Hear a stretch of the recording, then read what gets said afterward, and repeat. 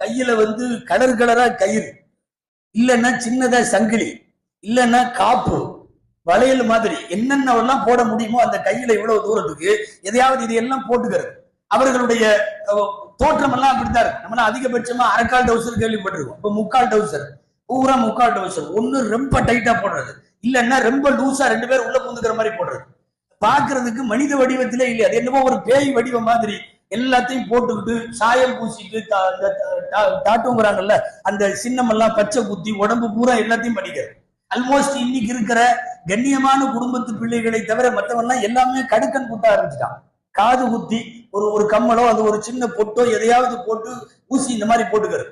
இந்த மாதிரி ஒரு தோற்றத்துல வண்டியை எடுத்தா அந்த வண்டி ஒரு காலத்திலையும் நேரா ரோட்ல போறதே கிடையாது. இந்த பாம்பு வளையும் தெரியுமா, அப்படியே வளைஞ்சு இருக்கிறவன் கண்ணியமானவன் வண்டி ஓட்டுறவன் பூரா என்ன நடக்குமோன்னு நினைக்கிற அளவுக்கு ஆகி, இதுவெல்லாம் இன்றைக்கு நடக்கிற இளைஞர்களில் தவறான ஹேர் ஸ்டைலை, தவறான ட்ரெஸ் கோடை, தவறான லைஃப் ஸ்டைலை, அவன் எல்லா நடவடிக்கையுமே பஸ்ல போனா ஒண்ணு படியில இருப்பான், இல்லைன்னா மேல இருப்பான், படியில இருப்பான் அல்லது டாப்ல இருப்பான்.